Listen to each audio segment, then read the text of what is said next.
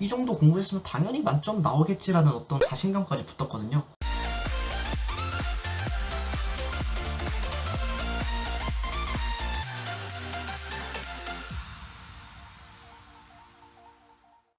하이, 요즘 이 시국이라서 다들 집에 콕 박혀 있잖아요. 밖에 돌아다니면 괜히 눈치 보이고 편하게 있을 수도 없고. 근데 이제 그러던 와중에 저도 집에서 콕 박혀서 이제 뭐 이것저것 정리를 하다가 이런 노트를 발견을 했어요. 가까이서 살펴보면 한국사라고 써져 있죠. 한국사 능력 검정 시험, 그게 아마 플레임이죠. 그거 고급 뭐 1급을 따려고 공부했었던 적이 있는데 한참 이제 그거 공부할 때 정리했던 저의 노트예요. 제 점수는 여기 자료 화면을 보면 아시겠지만 그 당시에 100점 만점에 100점 만점을 받았었습니다. 단순히 이 자격증을 따기 위해서 공부를 했던 게 아니라 정말 내가 한국인으로서 한국 역사를 좀 잘 알고 있어야 되겠다 라는 그런 당연한 생각에서 시작을 한 거거든요. 그래서 제가 그 당시에 이제 공부했던 이 노하우를 지금 이 시험을 준비하고 계신 분들께 한번 같이 공유하면 어떨까 해서 이 영상을 찍게 되었어요. 근데 이제 제가 기존에 유튜브에 올라온 영상들을 좀 찾아보니까 대부분 뭐 단기 속성으로 어떻게 하면 점수를 뭐 올릴까 뭐 이런 영상들이 되게 많더라고요. 근데 저는 약간 그분들과는 결이 달라요. 저는 2주 만에 3주 만에 단기 속성으로 어떻게 끝내야 될지 이런 팁이 아니라 좀 기간을 넉넉히 잡고 어떻게 하면 정말 이 공부를 내 지식으로 만들면서 공부를 할 수 있을까에 좀 초점을 둔 영상이거든요. 그래서 저의 공부법은 어떤 분들에게 조금 더 맞춤형이냐면 이 공부의 내용을 정말 내 것으로 만들면서도 이 시험에서 자격증을 한번 따보고 싶으신 분들, 그런 분들에게 조금 추천드리는 영상이니까 단기 속성으로 따고 싶으신 분들은 참고만 한번 해보시면 되겠습니다. 오늘 제가 주로 얘기할 내용은 사실 각 단원마다 이제 내용이 되게 많잖아요. 근데 그 내용들을 제가 설명하기보다는 큰 틀에서 스케줄을 어떻게 짤 것이냐, 이게 오늘 제 영상의 가장 핵심이거든요. 그럼 서로는 이제 이 정도로 해두고 제가 어떠한 방식으로 공부 일정을 짰었는지 한번 살펴보도록 하겠습니다. 제가 그 당시에 이제 시험을 준비하면서 바로 서점으로 가서 문제집을 일단 구입을 했어요. 기출 문제집. 지금은 버려서 집에는 없는데 제 기억으로는 EBS 한국사 대비 기출 문제집이었어요. 이제 그걸 바로 사서 책장 구성을 보니까 앞에는 개념이 나와 있고 그 개념 뒤에는 그 개념과 관련된 이제 문제들, 기출 문제들이 다뤄져 있더라고요. 저는 먼저 이 개념을 파악하고 이걸 제 것으로 만드는 데에 가장 치중을 했어요. 다른 분들은 아마 개념이고 뭐고 문제은행식으로 주로 출제가 되기 때문에 일단 문제를 많이 풀면은 결국 내게 된다는 식으로 공부를 하시는 분들이 있는데, 이건 정말 이 유형에서 조금만 어그러지면은 이 문제가 굉장히 낯설게 느껴지고 개념이 굉장히 헷갈리게 되거든요. 그래서 저는 개념이 가장 중요하다는 그런 저만의 원칙하에 개념을 먼저 공부를 했습니다. 그 개념을 공부를 하고 그러면 이제 바로 그 다음에 뒤에 달린 기출문제를 푸느냐? 그건 아니었어요. 제가 공부가 만약에 1일차, 2일차, 3일차가 이렇게 구성이 돼 있으면은 첫 번째 날에는 개념을 공부하고 그 두 번째 날에 그 개념과 관련된 문제를 풀고 또 새로운 개념을 공부하고 또 다음 날이 되면은 어제 공부했던 개념에 관련된 문제를 풀고 또 새로운 개념을 공부하고 이런 식으로 약간 밀어내기식인 거예요. 왜 이런 식으로 문제를 풀었냐? 개념을 익히자마자 당일날 바로 기출문제까지 풀어버리면 방금 공부한 거는 바로 문제를 풀면 잘 떠올라요, 당연히. 그래서 조금이나마 오늘 공부한 개념이 내일까지는 갈 수 있게 반강제적으로 그런 장치를 하나 만들어주는 거죠. 어제 공부했던 개념을 오늘 문제로 품으로써 저는 어제 기억했던 개념을 오늘도 기억해야 되고, 그렇게 조금씩 머리에서 잊혀지는 강도를 낮춰주는 거예요. 자, 그럼 여기서 이제 저만의 공부법이 끝이냐? 아닙니다. 제가 이제 따로 정리 노트를 만들었다고 했잖아요. 백날 그렇게 개념서에 써진 인쇄된 개념을 제 눈으로 봐봤자 그건 한계가 있어요. 그냥 눈으로 볼 뿐이지 제 머리에서 남아있는 정도는 그렇게 오래가지 않는단 말이에요. 그래서 제가 가장 중요하게 생각하는 거는 거기에 써진 개념을 제 손으로 한 번 더 써보는 거, 그게 머리에 굉장히 각인이 되거든요. 그래서 이제 한번 이 노트를 보면서 제가 어떤 식으로 정리를 했냐를 살펴볼 건데, 글씨체가 좋지는 않다는 거를 미리 좀 양해를 해주셨으면 좋겠습니다. 이제 개념들을 저만의 방식으로 어떻게 정리했는지를 살펴보면은 각 챕터가 있을 거예요. 큰 챕터. 그래서 저는 이 챕터별로 약 한 장씩으로 정리를 해줘요.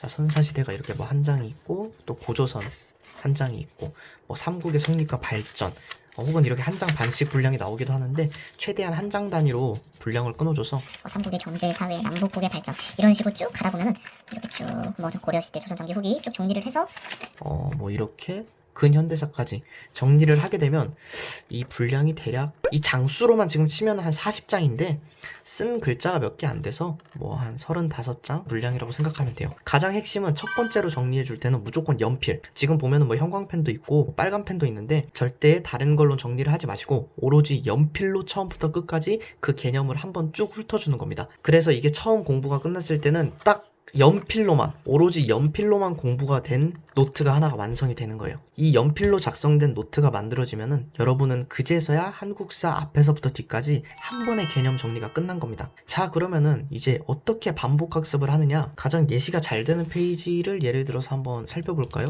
이제 한국사 전체 부분 중에서 가장 외울 게 많거나 머리가 아픈 부분이 아무래도 조선 쪽이죠. 그 중에서도 이제 뭐 사림의 등장과 붕당 정치의 성립 이런 부분이 있는데, 여기 보면 굉장히 지금 제가 다양한 펜으로 색깔이 돼 있어요. 그래서 조금은 보기 좀 눈이 아프다라고 하실 분들도 있겠지만, 이게 지금 저만의 반복학습을 통해서 나온 결과물이거든요. 제가 제일 처음에는 오로지 연필로만 작성이 된다고 했죠. 그 연필로만 작성된 부분에서 빨간색 펜은 주로 뭐 왕도 정치, 향촌 자치주장 이런 약간 고유명사나 핵심 사건이었던 게 빨간색 글씨가 되는 거예요. 연필로 써준 부분에 위에 한 번씩 더 써주는 거예요. 이런 연도 혹은 뭐 무오사와 갑자사와 같이 좀 핵심 단어, 고유 명사, 역사적 사건이었던 애들 빨간색으로 정리를 해줍니다. 그렇게 빨간색으로 표시를 해주면은 이제 전체적으로 연필로 써져 있던 노트에 빨간색 펜이 추가가 된 두 번째 반복학습이 완료가 된 겁니다. 자, 그러면 그 다음에 어떤 펜이 보이시죠? 파란색 펜이 보이실 거예요. 이 파란색은 형광펜이거든요. 이 파란색의 형광펜이 주로 표시된 부분은 선조, 뭐 동인, 서인, 이황, 이이, 정렬입. 이런 약간 인물 위주로 제가 체크를 한 겁니다. 인물 위주로 파란색 펜으로 한 번 더 체크를 하면서 세 번째 반복을 할 수가 있어요. 이제 마지막 네 번째 반복을 할 때는 이런 노란색 부분 보이시나요? 노란색 형광펜으로 이제 표시한 거는 기출문제로 풀어봤을 때 이 부분이 중요하다 감이 오실 거예요. 아무래도 문제 은행식이다 보니까 좀 중요한 문제들은 굉장히 다양하게 반복해서 많이 나왔거든요. 그러다 보니까 이제 내가 어느 정도 판단이 섰을 때 이거는 시험에서 정말 중요한 부분이야. 이걸 모르면 문제를 풀 수가 없어. 이 정도의 단어에 한 번 더 체킹을 해주는 건데, 예를 들어서 이제 당연히 사림의 등장이니까 뭐 훈구와 살인이 있을 거고, 그로 인해서 발생한 사화의 발생이 있을 거예요. 그리고 붕당 전체의 전기. 정말 이 부분은 내가 무조건 알고 넘어가야 이 한국사 시험에서 고득점을 맞을 수 있어 라는 부분에 한 번 더 체킹을 해주면서 또 읽어주는 거예요. 그렇게 여러분은 총 4번의 반복을 통해서 이 개념이 어느 정도 드디어 여러분의 머릿속에 자리 잡히신 것을 깨달으실 수 있을 겁니다. 자, 그럼 그렇게 4번의 반복학습으로 끝이냐? 아니에요. 이제 문제를 풀다 보면은 여러분들이 어느 정도 어느 부분이 중요하다는 게 감이 오잖아요. 그러면 이제 또 저만의 방식으로 한 번 더 그 개념 끝에 정리를 해줘요. 출제 포인트, 과연 이 챕터에서 어떤 것이 출제 포인트냐, 저만의 방식으로 한 번 더 정리를 해주는 거예요. 그래서 제가 이 당시에 정리했던 저의 출제 포인트는 살인의 성장이 어떻게 이루어졌는지, 훈구와 살인의 차이는 뭔지, 그리고 살인의 정치적 성장과 도대체 사화의 원인은 뭔지. 오로지 이 키워드만 가지고 제가 정리했던 이 앞부분의 개념들이 기억이 날 수 있도록 한 번 더 출제 포인트를 이렇게 찝어주는 겁니다. 이게 되게 별거 아닌 것 같아 보이지만 이 앞부분의 모든 개념을 딱 요약해서 정리해준 출제 포인트이기 때문에 오로지 이것만 보고도 앞부분에 정리했던 모든 개념이 머릿속에 떠오를 수 있는 어떤 하나의 기폭제, 그리고 다시 한번 내 머릿속에 각인할 수 있는 그런 장치가 되는 거거든요. 그래서 이제 출제 포인트까지 한 번 더 앞 내용을 보고 정리를 하기 때문에 여러분들은 벌써 5번째 반복학습이 완료가 되셨습니다. 3, 40장인 분량을 공부를 해서 여러분들의 머리가 어지러울 것 같더라도 이런 반복학습을 통해서 여러분들의 머리에 각인시키는 그런 공부법을 저는 좀 추천드리고 싶어요. 이렇게 노트 정리를 통해서 모든 개념을 제 것으로 만들었잖아요. 이제 저는 그러고서야 전 회차에 시행됐던 시험지들을 풀어봤습니다.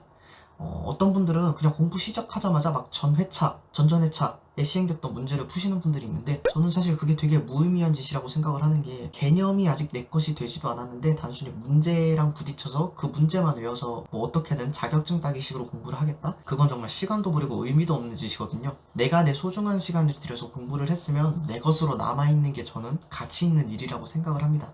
그래서 이렇게 노트로 개념을 다 완성시키고 마지막 이걸 확인하는 단계로 저는 전 회차에 시행됐던 시험지들을 푸는 거죠. 어떠셨나요, 여러분? 이 노트 정리법과 저만의 방식들이 여러분들께 도움이 됐을지 모르겠어요. 뭐 이런 노트 정리법 말고도 각 단원별로 어떤 좀 외우기 어려운 내용들을 쉽게 외우는 저만의 암기법이나 팁을 드리자면 드릴 수는 있는데, 그렇게 되면 이 영상이 약간 좀 산으로 갈 것 같아서 이번 영상에는 오로지 어떻게 큰 얼개로 이 공부의 스케줄을 짰느냐, 그리고 어떤 방식으로 접근했느냐를 여러분들께 좀 설명해드리고자 한 게 가장 핵심이었습니다. 성실함을 이기는 요령은 없습니다. 반복 숙달을 통해서 개념을 내 것으로 만드는 것, 그게 바로 공부의 왕도입니다, 여러분. 그럼 이상으로 한국사 만점자의 공부 노하우 마치도록 하겠습니다. 바이바이.